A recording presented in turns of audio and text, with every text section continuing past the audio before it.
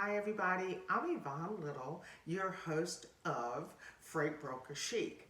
And thank you for tuning into the channel. I hope we have a really long lasting relationship and I can bring some light into the industry.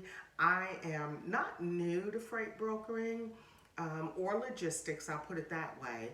I started out in the furniture industry, 25 years ago. I don't want to be telling my age, but logistics was part of, or a major part of, the industry that I was in. Everything has to move. And so I got an opportunity to recently to come into the major logistics side of this industry.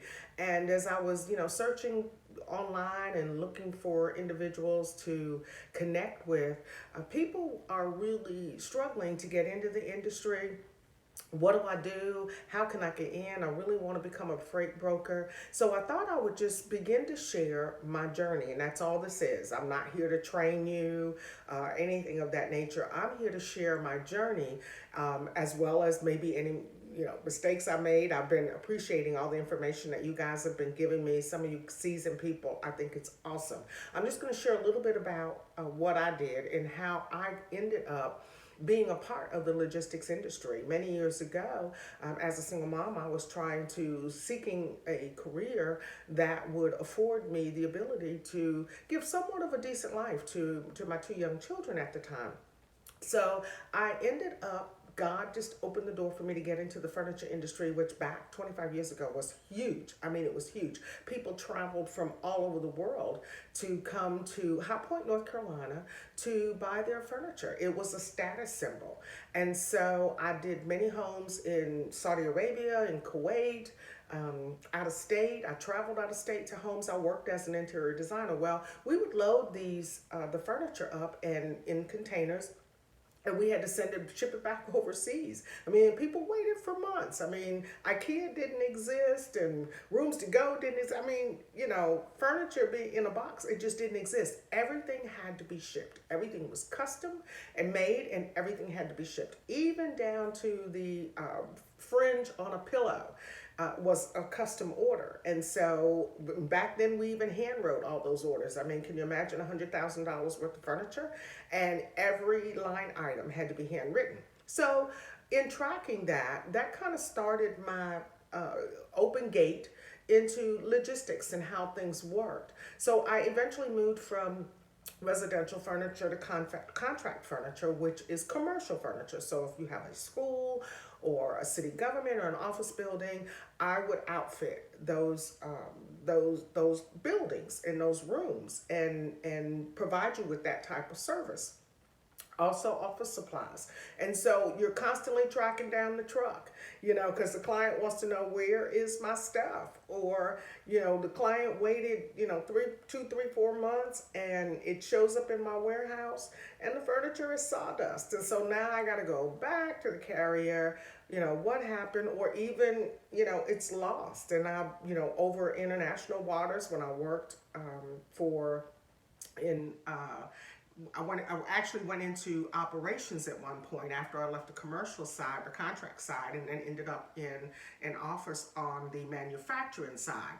So I worked operations. So I've done everything from project management to the design, to the sales, to the customer service, to the complaint department. So believe me, when I say I understand tracking down product, I get it. But this is giving me a whole new side and understanding the driver's side and what they go through. And so thank you. I've been online reading your stories. I've joined some of your Facebook groups, and it's really opened my eyes to the other side, because I'm the person that would call the warehouse and say, where's my stuff? And it came over international waters, and somebody's telling me, well, we never got it. And I'm like, hello, the bill of lading said little Johnny signed for it 11:59. You need to get little Johnny off break and find my stuff. So that was kind of my job. And so now, as a freight broker, I'm actually a broker agent in training.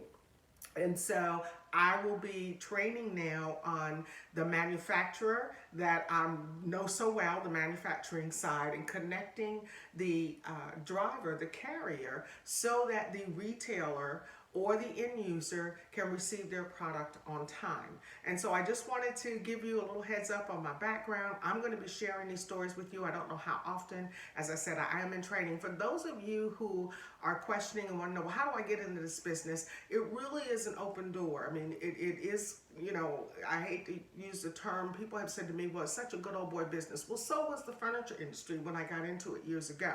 This was a good old boy industry, but it just an open door. God put me in front of somebody, as he did 25 years ago, and he put me in front of somebody who just said, hey, yeah, we want you on board based on what you're telling us we want you. So I never applied for the job. I didn't seek it out. I was out minding my own business, and here I am. So I appreciate your time. Thank you for tuning in. If you guys want to leave comments or you have questions or anything for me, please leave them. I'd love to help you out, get back to you, especially the females. I've worked in industries where it was tough for females, and I worked in jobs called a man's world, and I've shown up as a project manager on a job site with some guy driving across the contract site, construction site, asking me what was I doing out here, and I'm just like, hey, all those guys over there and all those trucks, I'm their project manager.